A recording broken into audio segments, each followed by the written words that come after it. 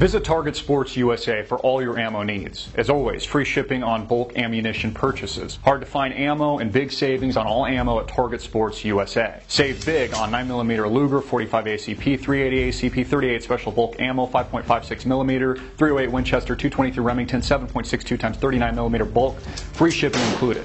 Click the link below and visit Target Sports USA right now.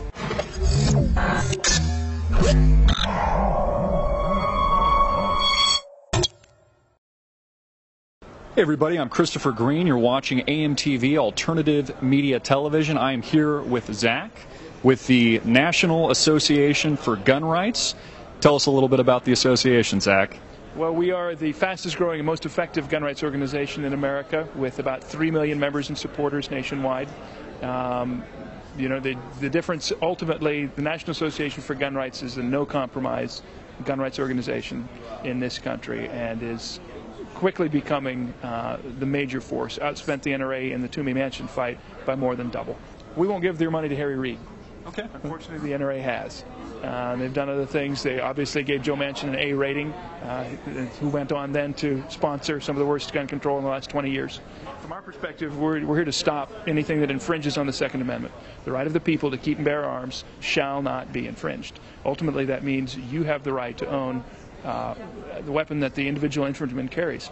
So if that means an AR-15 or an M4, that's what the Second Amendment was written to protect. It's not about duck hunting. The idea that only mass murderers use them is laughable. First of all, trying to ban them doesn't mean the bad guys can't get them. It just means the bad guys will be the only people able to obtain them, and that law-abiding people will not be. Ultimately, when you look at all of the gun-free zone shootings, more than 99% of them are committed in gun-free zones, in places where it's already illegal to own a firearm. If gun control works, then why are all the mass shootings, but for 1 or 2 out of 30 or 40, committed in places where law-abiding people are disarmed? Gun control simply creates an environment where only the criminal is able to be armed. It gives them a monopoly on force. It gives people who want to hurt people the ability to do so. I'm here with Nathan. Tell us about this organization here, Nathan. Well, I'm representing Young Americans for Liberty, which is almost a 5-year-old organization. It's the fastest growing liberty-minded organization in the States. We have a strong presence at college campuses all over America. We're going to hit 500 chapters at the end of this year, and it's the place to be. We're the coolest kids on campus. You are definitely cool. I would second that motion. So how did you get involved in Liberty? How did you get started? Well, I fall in with a lot of other people's liberty testimonies where they say, I was on the internet one day and I was Googling things and I found Ron Paul, and that's exactly what happened my freshman year of college in my dorm room. And I fell in love with the whole idea. It worked incrementally. There were things I didn't quite grasp yet, but with time and learning more and more about stuff and meeting people and being here at conventions such as LPAC, I was able to expand my horizons and adopt and refine my own ideas. So what problems do you see in Washington today? What do you think could be fixed? I think the conversation needs to change in Washington. A lot of people, just yesterday, President Obama at the Business Roundtable said that, we're talking about the debt ceiling, and every time we raise this debt ceiling, it doesn't mean the debt goes up. And, if somebody can get away with saying that, I think that's ludicrous. That's insane. So if we can change the discourse, that's important. And I think that in an organization such as Young Americans for Liberty, where students are quickly graduating and then they're going into their respective fields of what they'd like to do, if those people get involved in the political process and turn things around, I'm very optimistic about the future, and I see things changing, maybe not as quickly as I'd like to, but in proper time. My name is Shem Kellogg. I'm up from New Hampshire with the Free State Project. And what is that? The Free State Project is a move to get 20,000 liberty-loving activists to relocate to New Hampshire to work to achieve liberty in our lifetime. And how's that going? Very well. We're trying to get 20,000. We have 16,000 or so folks who've pledged to move already, and about 1,500 who basically couldn't wait and who've moved. Once they move, it's really up to them to do what they want. They've signed the statement of intent that says they agree that the maximum role of government should be protection of life, liberty, and property. and they've pledged to work within their maximum practical effort. I guess moving to New Hampshire would not require all that startup money to build an island in the middle of the ocean or anything like that. And I mean, New Hampshire was the live free or die state before we even decided to move there. There's no sales tax there, no income tax. You don't have to wear a helmet or a seatbelt. You don't have to carry car insurance. You can buy a gun without a license and carry it around without a license, those things. How did you get started? What motivated you to get involved? I found out about through Ron Paul, I suppose. I went to the RNC in 2008, and there were quite a few people from New Hampshire, these crazy people from New Hampshire trying to get people to move out there.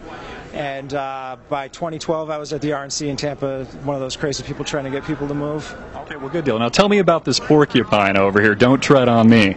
That's right. The porcupine, it's sort of a play on the traditional Gadsden flag, which I'm sure you guys have all seen. The porcupine is a little bit more of a defensive animal, even more so than the rattlesnake. It's not going to go out and pick a fight with anyone, but it will defend itself if provoked. Chris, I believe one of our main problems in Congress and in the U.S. Senate is that our congressmen and our senators do not follow their oath to defend the Constitution. Why is that? That's a good question. Article 1, Section 8 of our Constitution, it lists the 18 responsibilities of the U.S. Congress. It's pretty clear. I mean, you can learn this in 8th grade civics class.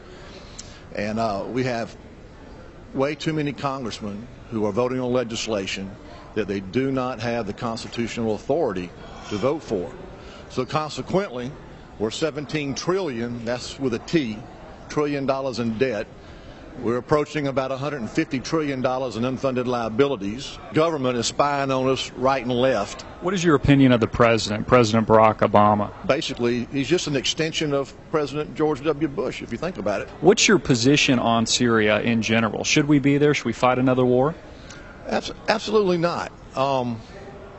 If you think about it in this manner here, for the past 12 years, we've been fighting al-Qaeda in Afghanistan. Our government says they have to spy on us to protect us from al-Qaeda. Do you believe al-Qaeda is a real threat? I believe it's a blown-up boogeyman that government has created in order to terrify the American people. Are there terrorists? I believe there are terrorists. But I believe it's a situation that has been blown way out of proportion in order to fund Pentagon contractors through the continual wars, to keep Americans worried and thinking that they need a big government and a government that's all over the world. I believe we've been misled in a lot of ways. But what I was fixing to say is, and this just doesn't make sense, if we're fighting al-Qaeda in Afghanistan, if government's going to spy on us because al-Qaeda's a threat, then why are we now giving al-Qaeda weapons, and why do we want to become al-Qaeda's Air Force? It just, you know what I'm saying? Question. I mean, it just doesn't pass the common sense test. Evidently, our government is depending on a dumbed down society who lacks the ability to be a critical thinker to go along with this. Sure, and we discussed this earlier jokingly. More people know about pop culture and Miley Cyrus twerking than they know about Syria, or that they understand what's happening in Washington, D.C. So if there's one thing you accomplish when you become a congressman, what would that be? What do you want to tell the American people, our audience? Well, if there's one thing that you do. I retired 4 years ago as an Army Sergeant First Class.